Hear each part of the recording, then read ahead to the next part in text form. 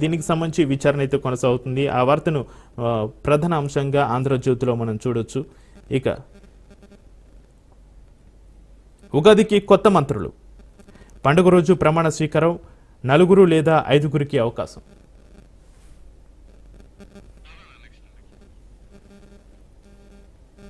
అనే వార్తని మనం ఆంధ్రజ్యోతిలో ప్రధాన వార్తగా చూడొచ్చు.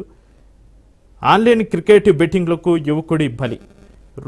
ప్రతిరోజు ఈ వార్తలు అయితే మనం చూస్తున్న పరిస్థితి. ఆన్లైన్ క్రికెట్ బెట్టింగ్లకు ఒక యువకుడైతే బలైన పరిస్థితి కనిపిస్తుంది. 3 లక్షల వరకు పోగొట్టుకున్న వేణు సోమవారం ఐపీఎల్ మ్యాచ్లోను 2 లక్షల నష్టం, మనోవేదనలో రైలు కింద పడి సోమేశ్వర్ ఆత్మహత్య. మెదక్ జిల్లా గుండ్లపోచపల్లిలో ఈ ఘటన చోటు చేసుకుంది.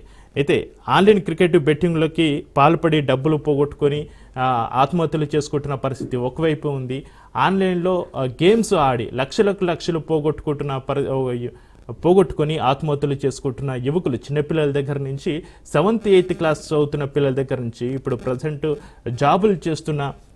సాఫ్ట్వేర్ జాబులు చేస్తున్న వాళ్ళు కూడా ఈ బెట్టింగ్లలో, అదేవిధంగా ఈ ఆన్లైన్ గేమ్స్ ఆడి కూడా డబ్బులు పోగొట్టుకొని ఆత్మహత్యలు చేసుకుంటున్న పరిస్థితి అయితే మనం చూస్తున్నాం. దానికి సంబంధించి అందుకే తెలంగాణ పోలీసులు సీరియస్ యాక్షన్ తీసుకుని ఒక్కొక్కరి మీద కేసులు నమోదు చేసుకుంటూ, సెలబ్రిటీల దగ్గర నుంచి యూట్యూబ్ ఇన్ఫ్లుయెన్సర్స్ వరకు కూడా కేసులు నమోదు చేసుకుని దీనిపైన సీరియస్గా తెలంగాణ ప్రభుత్వం తీసుకున్నట్టుగా తెలుస్తుంది. అయితే దీనికి సంబంధించిన ఈ వార్తను ఆంధ్రజ్యోతిలో మనం చూడొచ్చు. ఆన్లైన్ క్రికెట్ బెట్టింగ్లకు బారిసైన ఒక యువకుడు అందులో డబ్బులు పోగొట్టుకుని తీవ్ర మనస్తాపానికి గురై రైలు కింద పడి ఆత్మహత్య చేసుకున్నాడు. ఆంధ్రప్రదేశ్ అనకాపల్లికి చెందిన సోమేశ్వరరావు కుటుంబం మేడ్చల్ గుండ్లపోచంపల్లిలో స్థిరపడింది. సోమేశ్వరరావు ఒక ప్రైవేట్ సంస్థలో ఉద్యోగం చేస్తున్నాడు.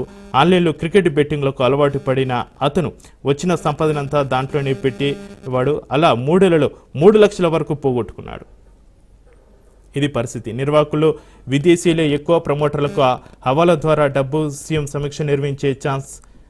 ఇప్పటికే రంగంలోకి ఈడీ, ఎస్ఈజీ మియాపూర్ కేసులో రానా, ప్రకాష్ రాజ్, విజయ్ దేవరకొండ కేసులను కొట్టివేయండి. హైకోర్టులో విష్ణుప్రియ వాజ్యాలు, విచారణకు రాని విష్ణుప్రియ, రీతు వర్మ.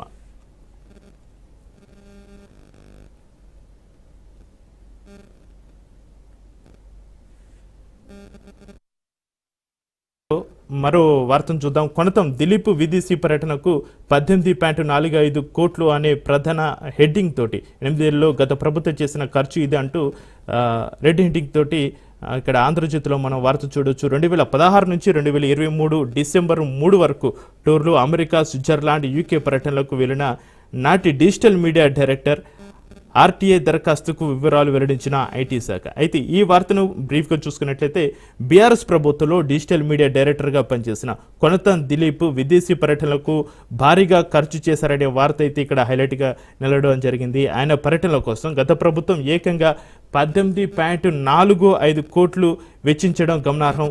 సమాచార హక్కు చట్టం ఆర్టీఐ కింద ఒక కార్యకర్త వివరాలు అడగడంతో ఈ విషయం వెలుగులోకి వచ్చింది. కొనతం దిలీప్ విదేశీ పర్యటనలకు ప్రభుత్వం ఎంత ఖర్చు చేసిందో చెప్పాలని కోరగా ఐటీ శాఖ ఈ వివరాలను అయితే వెల్లడించడం జరిగింది.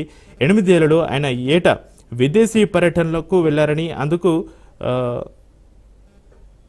18,45,07,520 ఖర్చయినట్లుగా వివరించింది. రాష్ట్రం ఏర్పడిన తర్వాత నాటి సీఎం కేసీఆర్ 2014లో కొనతం దిలీప్ను రాష్ట్ర డిజిటల్ మీడియా డైరెక్టర్గా నియమించారు.